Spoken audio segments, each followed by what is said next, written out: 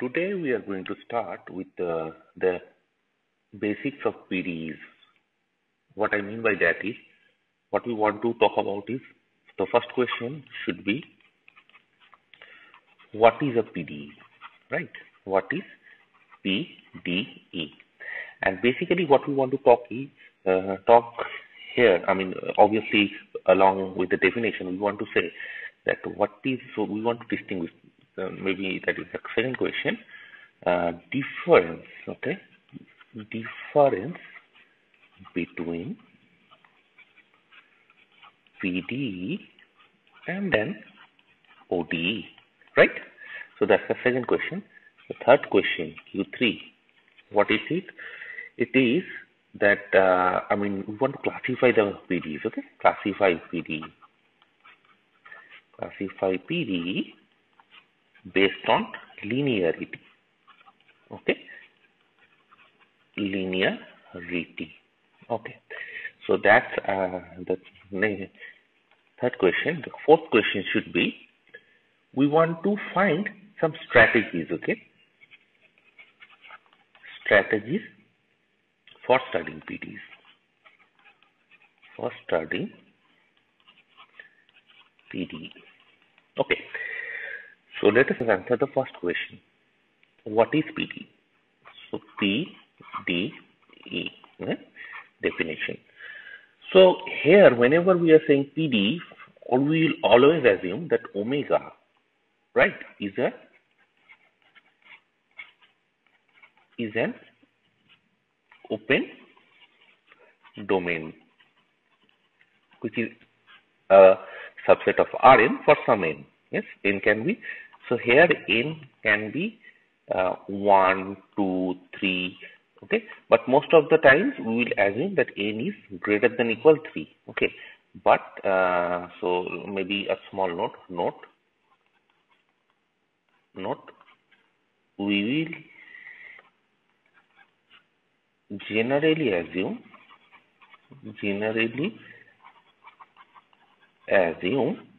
n is always greater than equal to 2. For n equals to 1, it will turn out to be a PDE is an ODE, and that is by definition of PDE also, but we call those an ODE. So just to distinguish between a PDE and ODE, we just call it n greater than equal to. There are more distinctions, so we'll come to that later. Okay, so that's the PDE. Now, that's the domain which we are talking about. So that is an open domain. Now, the thing is this: what is a PDE? So an expression. So PDE. So this is the definition. Right. So an expression on a relation f of. So let me start by defining maybe a second order, okay? Second order PDE, right? So D2U DU X is equals to 0, right? All of this depends on X. So whenever I'm specifying X, D2U of X, DU of X, I haven't wrote it, but this is the thing. The relation, something like this is equals to 0 for X in omega is called a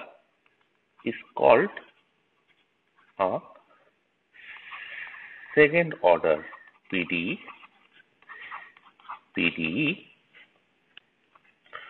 where f, this is a relation from what to where. See, D2U. So let me remind you, U, let's say, okay, it depends on where you are starting from. Let's say U subset omega subset of R2 to R, R2 to R.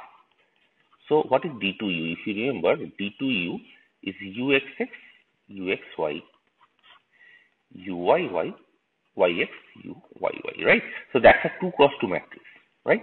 So, if you are looking for D2U, but U is from omega subset of Rn to R, yes, then this particular thing is a subset of Rn square, right? D2U. So for n equals to, so when omega is a subset of Rn, D2U is a subset of Rn square. So So here I am assuming omega is subset of Rn. So if d2u for a fixed x, right? d2u is an element of Rn square.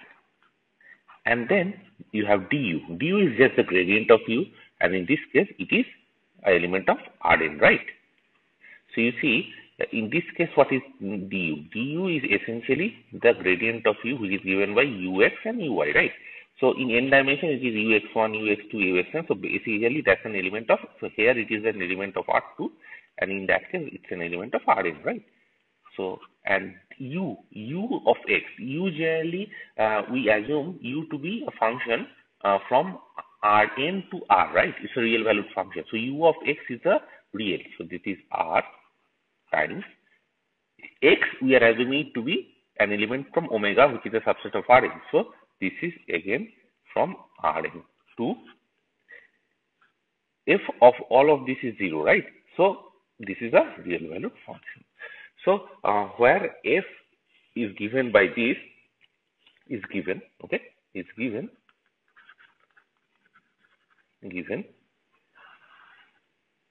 and you will be given u from omega to R. Sorry, this is the unknown. U from omega to R is the unknown. Okay, so basically what is a PD? It's nothing but a relation which is on d2u, du, ux is equals to 0. Okay, now let us understand this particular thing with some examples. So, okay, some notes, some notes. So this definition I just gave it for just to make life simple, second order. If you want to make it a kth order, so let's say kth order, okay, kth order PD, how should it look like? So kth order PD will look like this. It is f of dku dk minus 1u du u x equals to 0, right? So it becomes more complicated, that's all. So where f, if you see dku, in that case it will be an element of Rn power q. Okay, so this is Rnk minus 1 times Rn R omega to R. Okay, there is a small mistake which I did.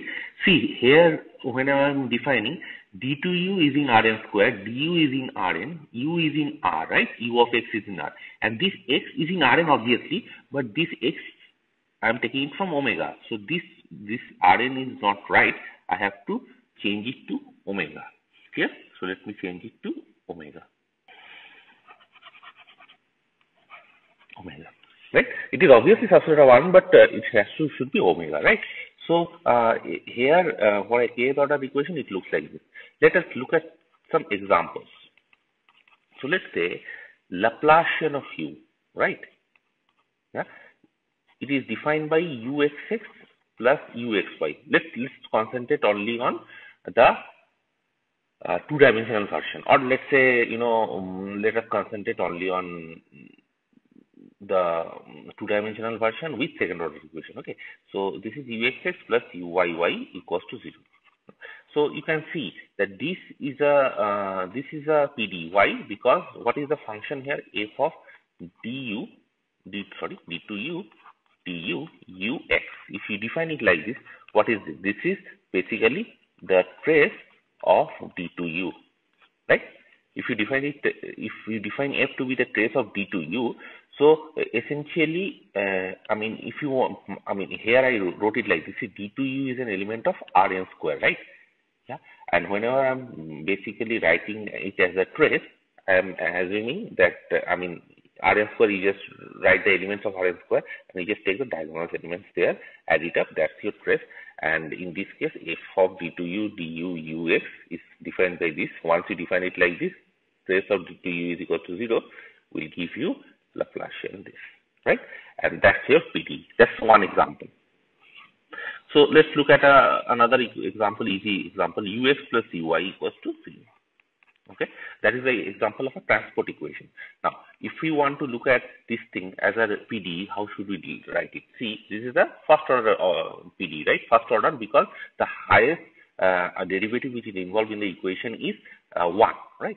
So f of du u x, how should it look like? F of du u x, you can see that you can just write f of du. So this is nothing but so du is ux and uy, right, in 2 dimension, let's say. Yeah, so if you write this thing properly, du is ux, uy, ux, right? If you write this thing properly, it should look like this, no? And then you can obviously write it as ux plus uy. So if you're defining your f like this, obviously f of this is equals to 0 will give you the PDE, which is given by ux plus uy equals to 0. Okay. Now, once we know all of this, what we can do is we can talk about the different classifications of PDE. Okay, classifications of PDE.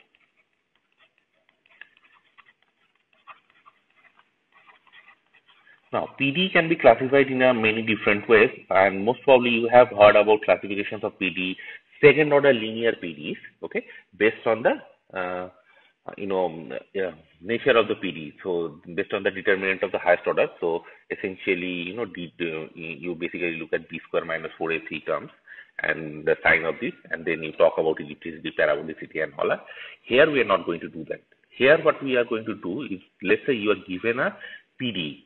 Right, you are given any PDE. I mean, I don't care if it is a linear PDE, non-linear, linear PDE or not. If given any PDE, I want to classify those PDEs, and what I am going to do is I am going to classify those as per linearity. Okay, so first definition which I am going to write is linear PDE. Okay, so what is a linear PDE? Linear PDE is a PDE, so a partial differential equation. Okay. So here I will just write it like this: d, let's say ku dk minus 1 u x equals to 0 in omega. So let's say that's the PDE which you are working with. So PDE star, okay, it's called linear. It's called linear if it is of the form,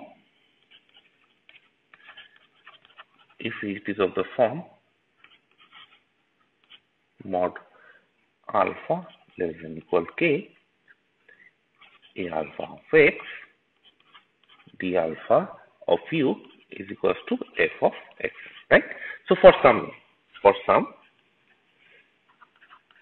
f, okay, I don't care, it is given. So for some given f, if this f, the expression of f looks like this. So this is a alpha of x, d alpha of u. So basically the power of all the derivatives should not be more than 1.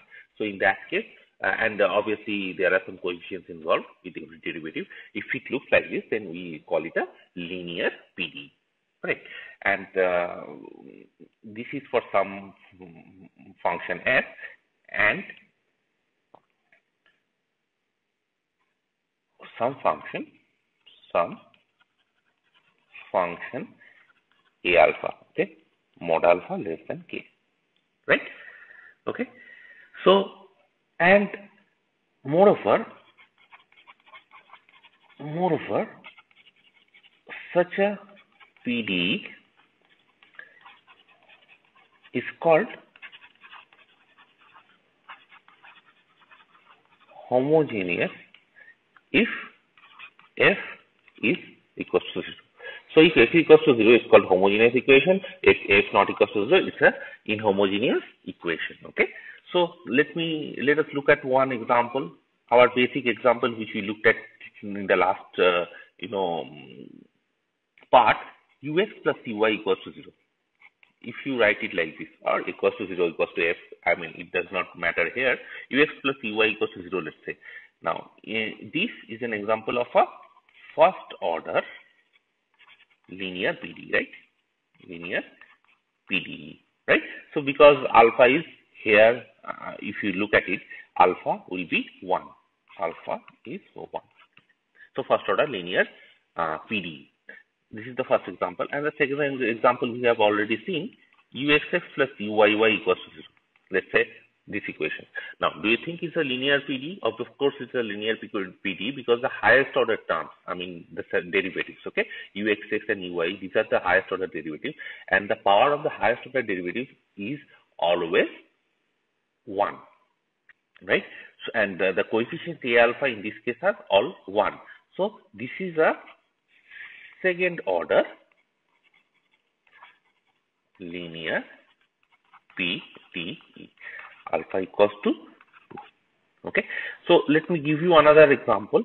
So let's say this equation, uxx plus 2uyy, okay, plus let's say x square ux plus y square uy equals to, let us assume only u, okay. So if you just write it like this, plus sin x, something like this, plus sin x, or I mean, I don't care, you can just move the sin x around or make it 0, okay. But let's say this is the equation given. So again, you see, this is in this form. Why? Because all the derivatives, so this, let's say this derivative, the coefficient is 1, all the coefficient here is a function of x, right? A alpha of x, all the coefficients here are functions of x square. And here also it is a function of, so basically whenever I think x is in Rn, right? So here xy is in R2. So this is a function of xy, which is 1, function of xy, function of xy, function of xy, function of xy, which is 1 here, and function of xy. Okay, so all is right, correct. And d alpha of u, alpha is 2 here, alpha is 1 here, alpha is 1 here, alpha is 0 here, right? And that's a constant. So essentially here in this case, what is happening? In this case, we have, it is a second order linear PDE, right? But you see, if we change this thing to, let's say u is changed to u square or something, okay? So let me put it this way. So let's say if I am change u to u square, then do you think this is a linear PDE? No, because you see, in that case, there is a term of u which contains square terms, right? Square terms, and here there is no square terms. So u and all its derivatives should be purely in a linear form. So only 1, okay? U, the power of u is only 1. That is only allowed. No u square, u cube, nothing, okay? So if this is there, it's not a linear PDE, correct? Okay, continue our discussion on the classification of PDEs, and now we are going to define the semilinear PDE. So semilinear PDE. Now, what is semilinear PDE? Okay, so we are essentially talking about the kth order PDE here. So the PDE, let's say this PDE, f of dku dk minus 1u ux equals to 0. This PDE is called semilinear, right? If it has the form summation mod alpha equals to k, a alpha of x d alpha of u is equals to, so essentially here the first we just look at the highest order term, okay? Mod alpha equals to k, and the highest order term should only contain a alpha of x, right?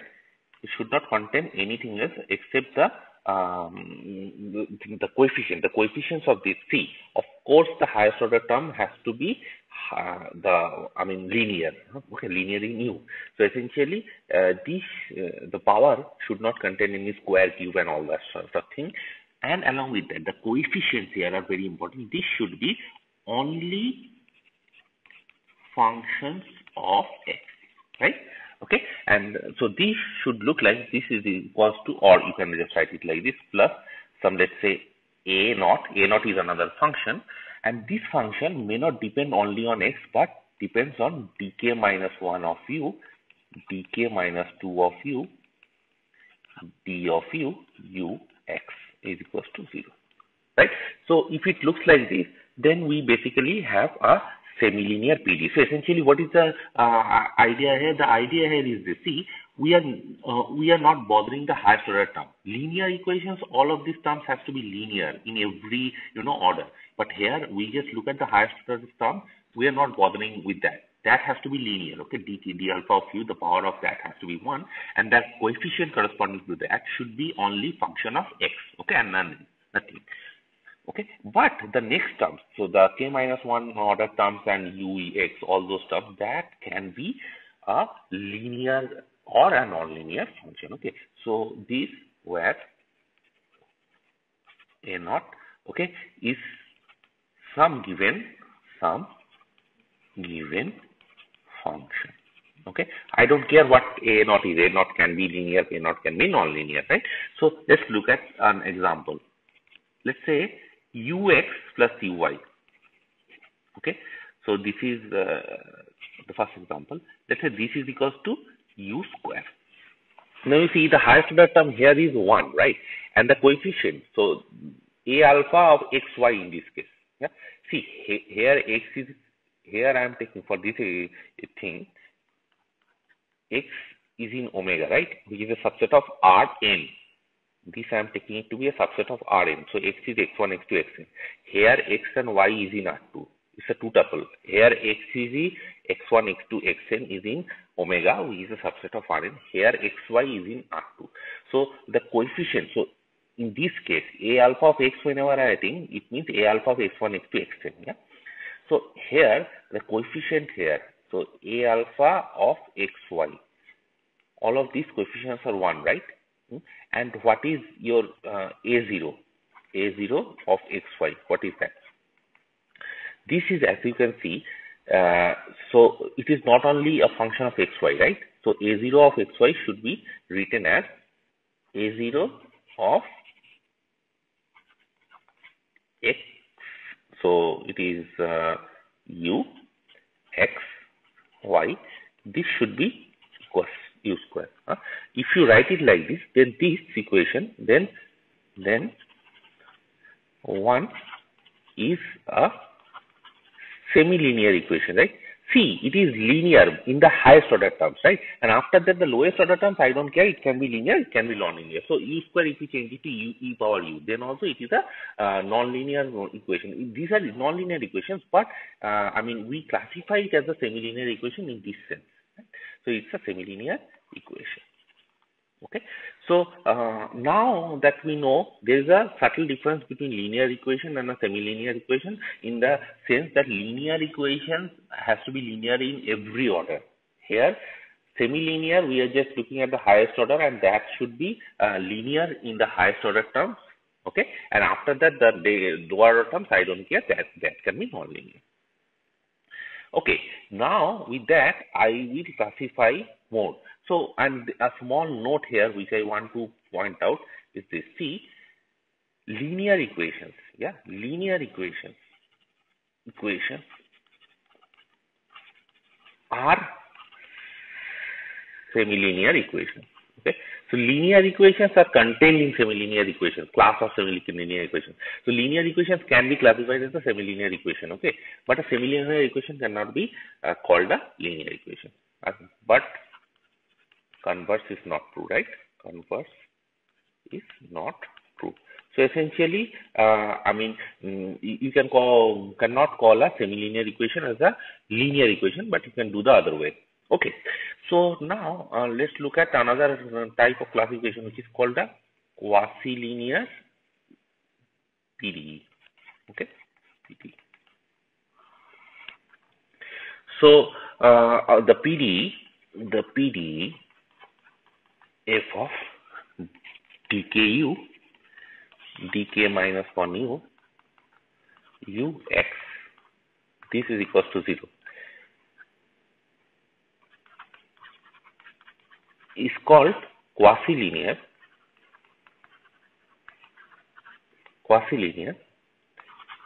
if it is of the form. So here what we are going to do is we are going to allow the highest order term to be function of k minus 1 order terms. Okay, so mod alpha is equals to k a alpha of dk minus 1 of u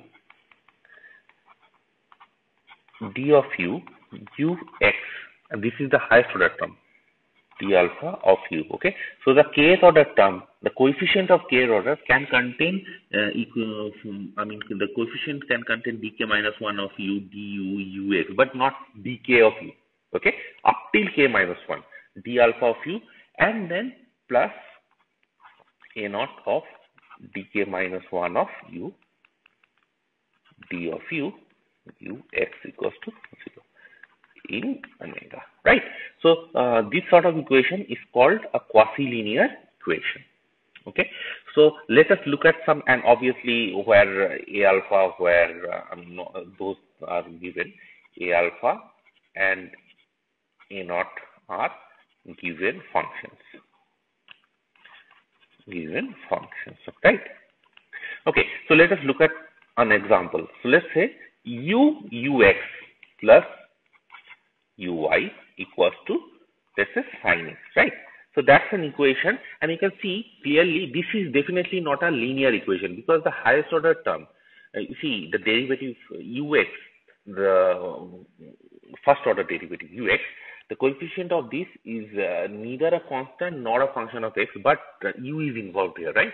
So definitely that's not a semi-linear equation nor a linear equation, but this is definitely a quasi-linear equation, because here a alpha of du ux is basically u, right?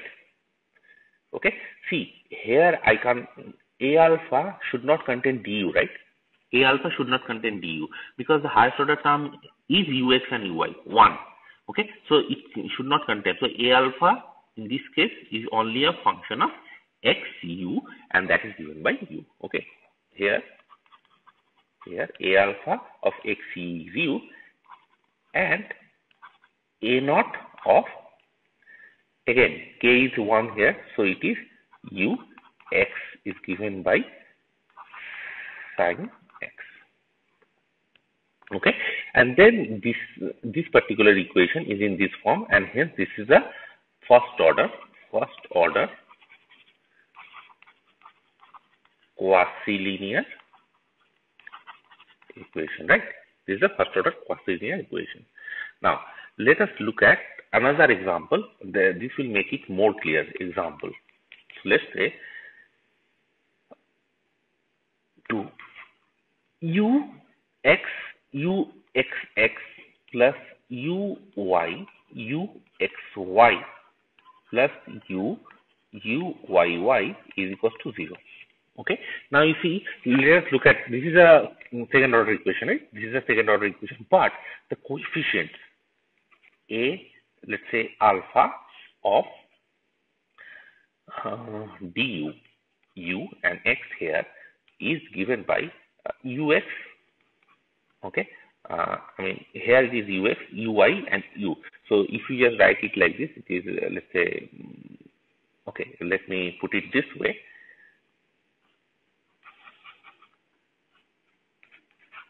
Summation a alpha of du and d alpha of u mod alpha equals to k. This part will look like this, no?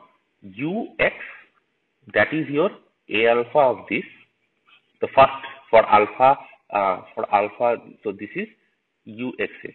This is for alpha equals to k equals to, in this case k equals to 2, right? K equals to 2, and alpha in this case, so k equals to 2. Yeah, what is uxx? It is d20u. Okay, so if you want to write it, you can write it like this, but I am just writing it like this: uy uxy. So uxy is what? Uxy is d1 of u. Okay, and similarly uyy is d0 2 of u.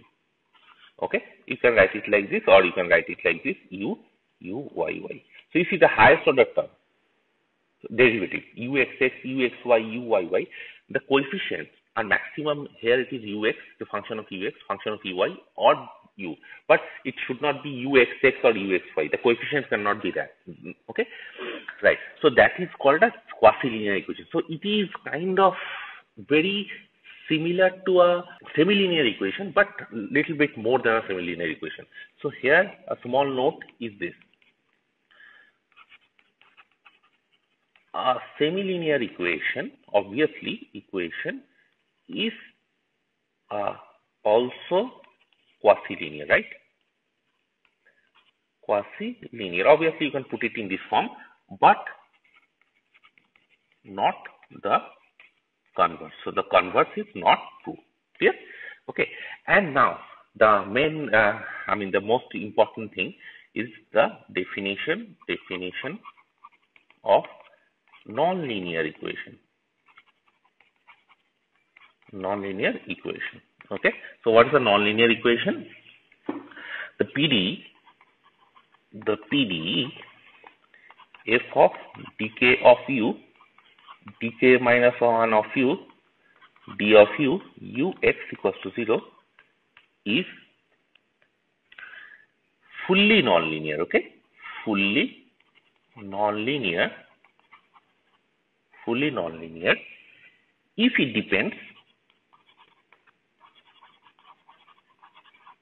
depends non-linearly, okay, very important, upon the highest order term. Okay,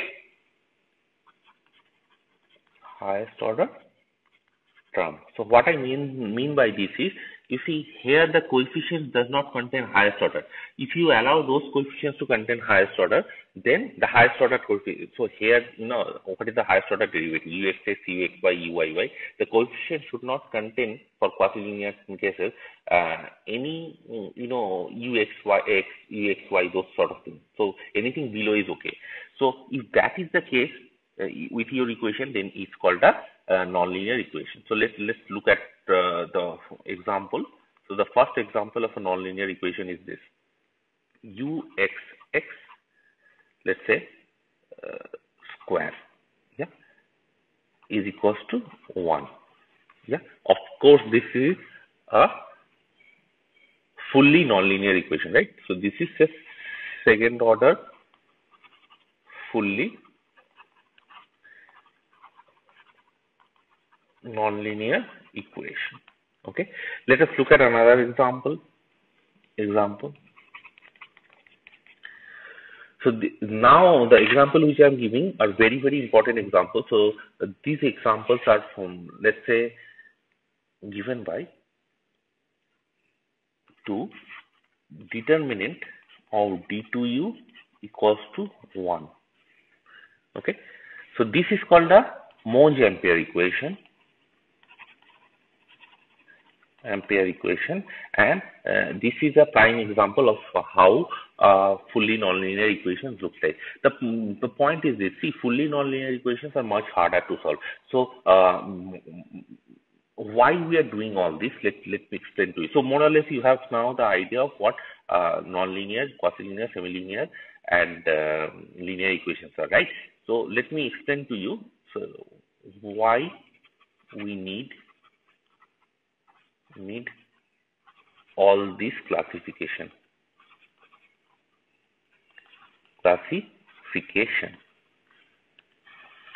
See, the point is this: linear equations are the easiest to solve. Linear equations, okay, easiest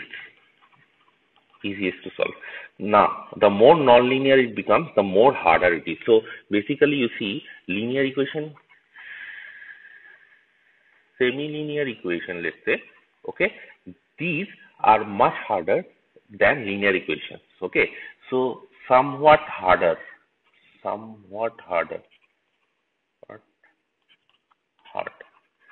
Okay, so see, linear equations, semi-linear equations behaves much like linear equation. Okay, but a little different. I mean, okay, so they are basically they are somehow a linear equation, obviously in the highest order term. So their behavior is somewhat like linear equation, but I mean, of course, the lower order terms are non-linear, so the behavior changes and it becomes a little harder. Now, quasi-linear term. Quasi-linear term. So quasi-linear equations are much different than linear equations. So they are much harder than linear equations, but they are very close to semi-linear equations, right? Okay. So these are harder to solve, harder problems to solve. Okay. And now when you go to fully nonlinear from here, fully nonlinear equations, you understand that there is no bound here. I mean, you can have any sort of equation here that you like, and that's a fully nonlinear equation, and this is the hardest to solve. Okay.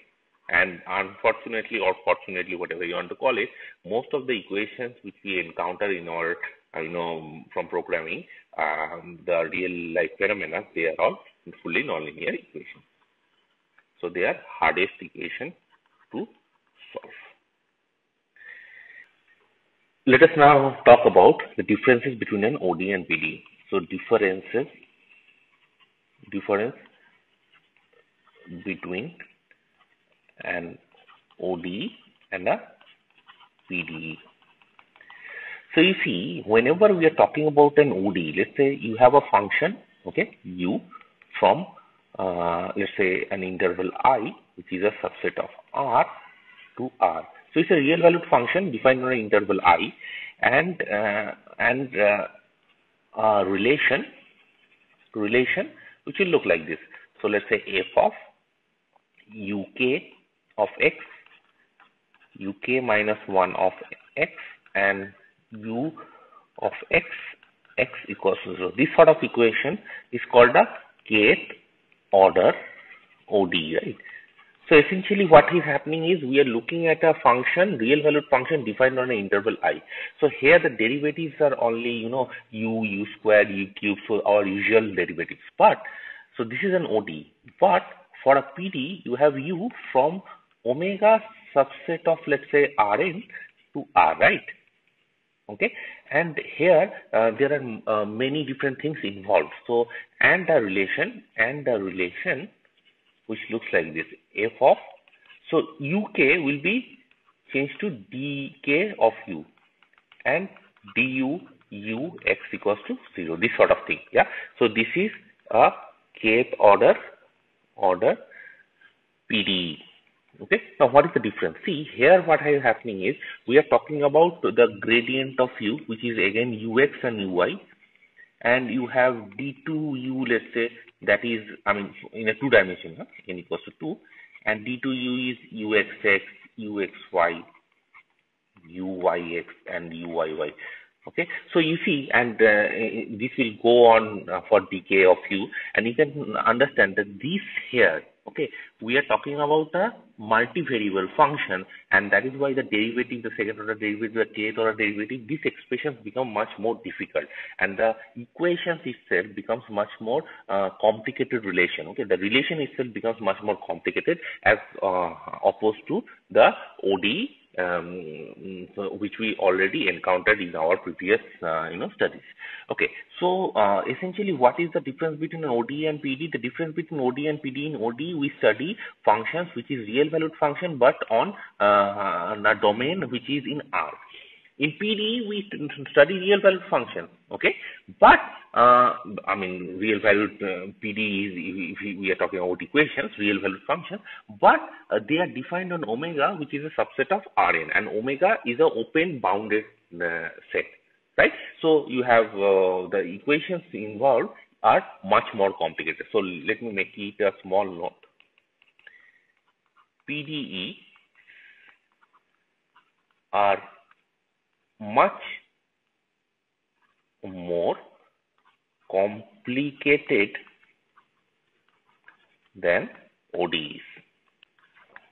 Okay, we will see that I mean, when you solve a ODE, let's say, yeah. So let's look at this example. Let's say another small example let's look at, which will give you a clear distinction between an ODE and PD. Let's say this equation, u prime equals to 0. Clear? U prime equals to 0. Now the solution for this equation. So now U is from AB to R. That is the unknown, and I want to find U. You can see that U of X is always constant, right? A constant.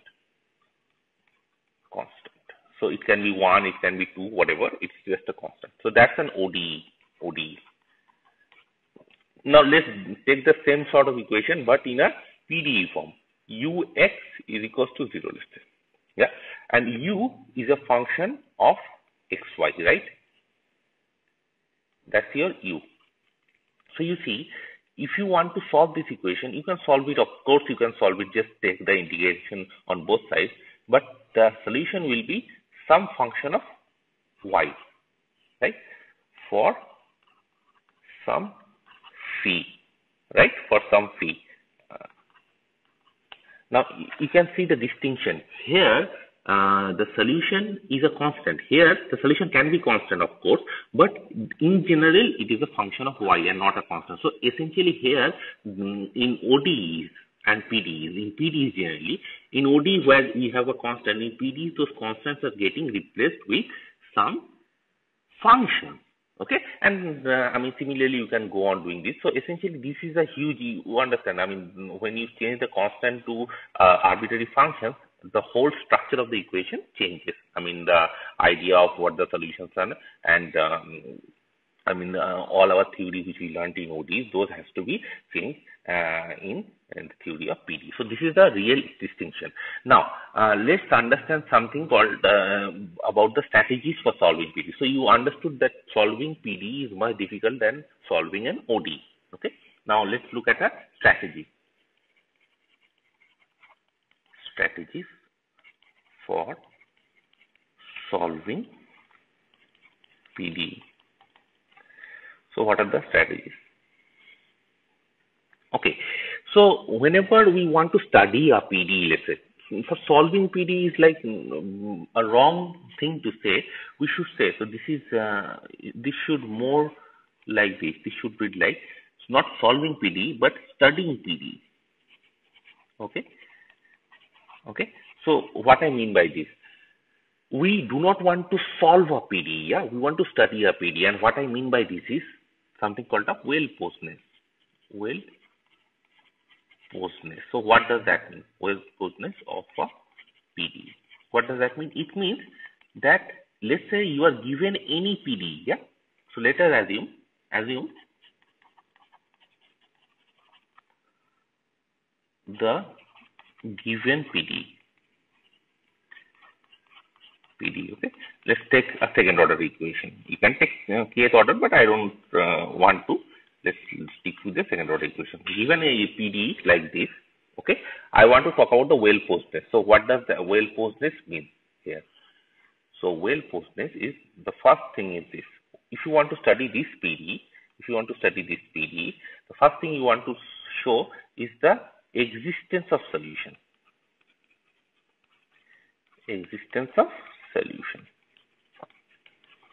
Okay, so what I mean by this is, see, most of the times when we study PD, it is not possible. Please understand this thing. Given a PD, it is not always possible to find a solution, explicit solution, yeah, of that particular PD. Okay, but with the help of some theory, we can of course say that whether there are solutions or not. These are not explicit solutions. We can just say that there are solutions or not. Okay, I don't know what the exact solution looks like, but I know that if there is solution or not. If that is the case, then you have an existence. So basically, existence of thing is, if let's say this is 1, if 1 admits a solution.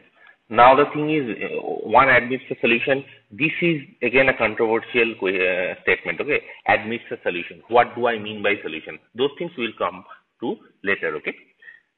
The second portion, so well-posedness consists of 3 parts. The first is existence of solution, which actually guarantees that there is a solution. Number 2 is the uniqueness of solution. So let's say that you are modeling a particular physical phenomena, Okay, you got a PD and you solved the PD, you got the solution, right? Now, if you get two different solutions, yeah, then the question is, what are you going to take? I mean, it is obviously a nice thing to have uniqueness, right? That if you know that there is only one solution, then you do not have to choose between those two or between infinite number of solutions, right? If you know that there is exactly one solution, okay? And that actually helps with our theory also, that if the uniqueness holds. So essentially, uniqueness of solution is if solution exists, solution exists, it is unique. Unique.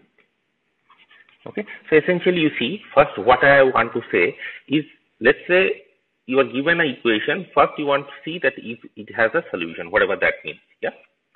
And then you want to see that if there is a solution, the solution is unique or not. Okay. So let us take this other example, the last example which we talked about, ux equals to 0. This example, ux equals to 0. Okay, u is a function of x and y. Now you see this example, u of xy is phi of y. Phi is arbitrary. So there are arbitrary, obviously there is a solution, right? Exists a solution, there is a solution. Some way there is a solution. But is it unique? Definitely this is not unique. Why? Because phi is arbitrary, there can be infinitely many solutions. So uxy equals to 1, 2, whatever, those are all solutions. Uxy equals to y, y square, all of those are solutions. Okay. So the uniqueness is violated here. Okay. So this thing is not well posed, this equation. There is another part of well posed then. This is a very important part. This is called the continuous dependence. Continuous dependence. Okay. This we will talk about later. So what it means, I mean, now I'm just explaining. The exact mathematical formulation is a little complicated. We will look at it later. So what it means is the solution depends continuously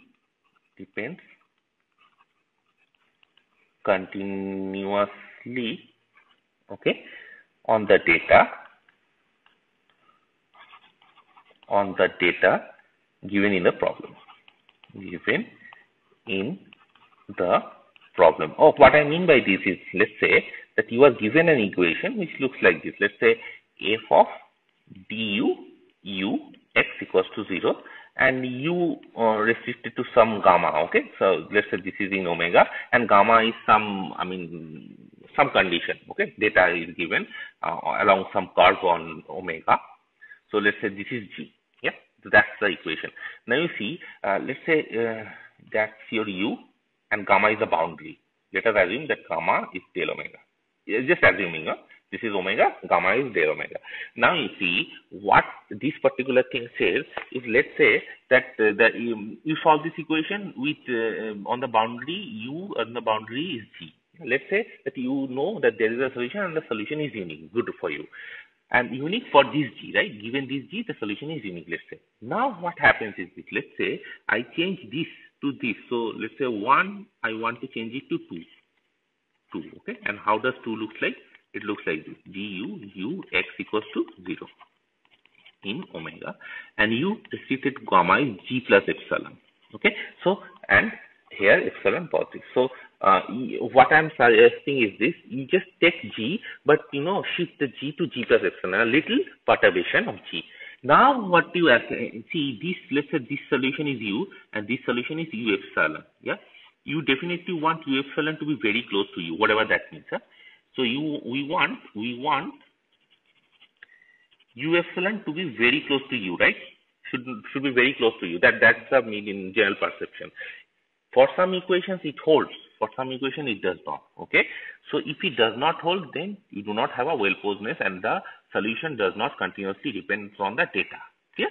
So once you are given a PD, if these three holds, so first of all, existence, if there is a solution or not, if there is a solution, the solution has to be unique, and if it is unique, then the solution has to continuously, very important, yes, it depends on the data given in the problem. If those three conditions hold, then we call the PD as a well-posed PD.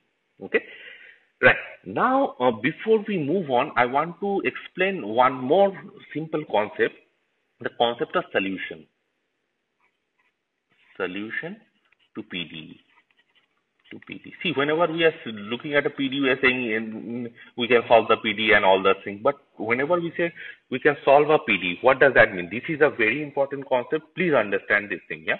Let's say I look at this equation: d2u du u x equals to 0. There is nothing special about 2. You can write it as dku and kth order PD. So let's say this is in omega. Okay, so x is in from omega. So this is the PD which I am assuming. Definition, yeah, definition. Let's say this is 1. By a solution, okay, 1, we mean a function u in C2 omega, right? So essentially what is happening is this. See here, whenever in this course, whenever we are saying something is a solution, what I mean is you are looking, so basically you see this thing has to, any u which satisfies this sort of equation has to have d2u, du, u and x. All of this has to be defined, and we want this to be continuous. Otherwise, it does not make sense. So if there is an expression which contains d2u, du, u and x, d2u, du, all of this has to exist, right? And we are also assuming they are continuous. So we mean a function u which is in C2 of omega. So that is the address of u, where u resides. U is in C2 of omega, and u solves 1. Okay, u solves 1 for every x in omega. Okay, so what I want is this. See, first of all, u is in C2 of omega, and it also has to solve this equation for every x in omega. Yeah, if that is the case, then we say this is a solution of PD, this sort of solution. So essentially, this kind of solution are called, this kind of solutions are called classical solutions. Classical solutions. Okay. Now, why are we suddenly talking about all these solutions or not? You see, most often than not, it may happen that we cannot find a classical solution. Okay, and there are other concepts of solutions which are called weak solutions and strong solutions, weak solutions, or that sort of concept. But those are not contained in this syllabus. They are beyond the scope of this course. And whenever in this course we are saying something is a solution, we say that it's a classical solution. So let's just take one small example and understand what I mean by this. Let's say ux equals to 0, right? And so this in R2, So essentially what I'm saying is u is a function of x and y. So as you can see that function of y, u of xy, if it is a function of y for some phi, okay, then is a solution, right? U of xy is phi of y is a solution, okay. Now question is, what sort of solution is this thing? This is a classical solution, right? This is a classical solution. When see phi, if u of xy equals to phi of y, it should at least be differentiable with respect to x. Okay. See, if let's say you are taking such a phi for which phi of x does not exist, okay, then that implies ux is not defined, right? Is not defined, and hence ux equals to 0 does not make sense. So this sort of phi does not make sense, right? This does not make sense. So this sort of phi does not work, right? We want a phi for which all of ux equals to 0 makes sense. So basically phi should be differentiable with respect to y. Here we are taking much more. We are saying that phi is C1 of R2. Okay. So basically it is differentiable with respect to x and it is differentiable with respect to y, and such that phi, okay, phi is a phi here, it is just a function of R, so you do not have to take it to be in R2, you can just assume it to be in R, okay. Phi, you can just assume it to be R. It's just a function of one variable, right? So phi is assumed to be 1. If it is just C1 of R, then you can see in this case, particularly in this case, U of X or U of Y is well defined. Okay. So phi is in C1 and that is given to be a solution.